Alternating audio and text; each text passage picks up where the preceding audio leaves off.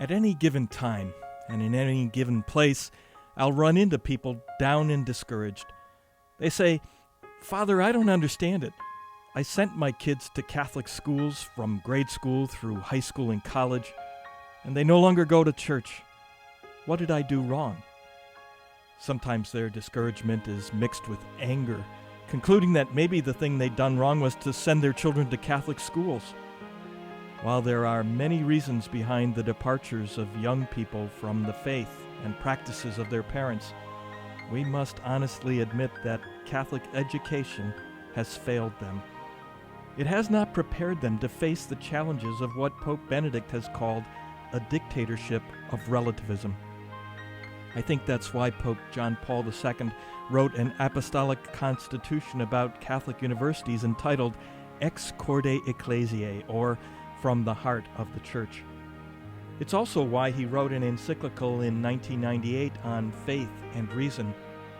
And it's the reason that when he visited the U.S. in 2008, Pope Benedict made a point of meeting with Catholic educators, and why he's asked us to join him in praying this month that Catholic universities may increasingly become places where, in the light of the gospel, people may experience the unity of faith and reason.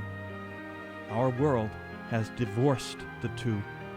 Many people in the academic and scientific world think that faith, belief in God and religion, is irrational, contrary to reason.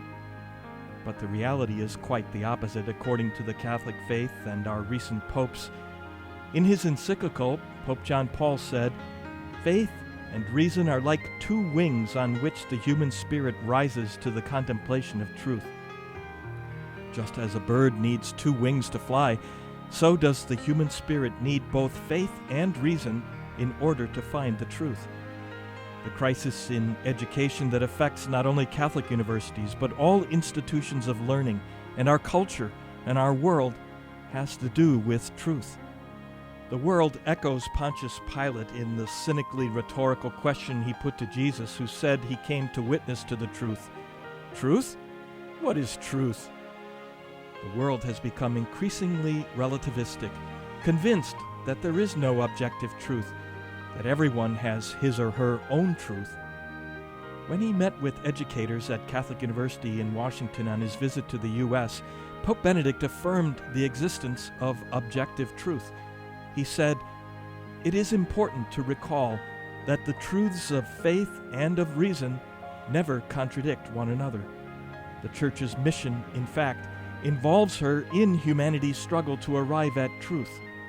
In articulating revealed truth, she serves all members of society by purifying reason, ensuring that it remains open to the consideration of ultimate truths."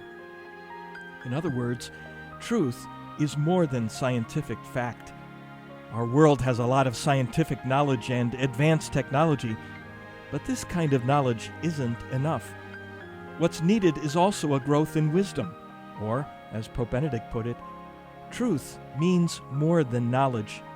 Knowing the truth leads us to discover the good.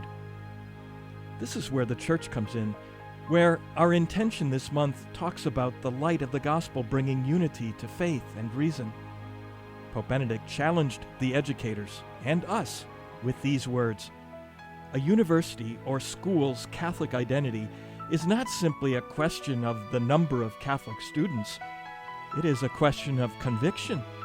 Do we really believe that only in the mystery of the Word made flesh does the mystery of man truly become clear?"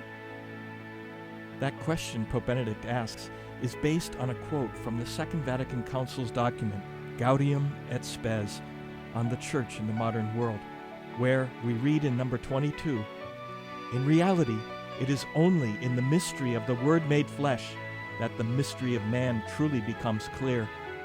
He who is the image of the invisible God is himself the perfect man." And so we affirm what Jesus said about himself, that he is the truth of what it means to be a human being, the truth of who God is, the truth of the meaning of life and what's good. That's the wisdom our world so desperately needs, and which we're praying Catholic universities may commit themselves to teaching. Jesus is the truth where faith and reason come together.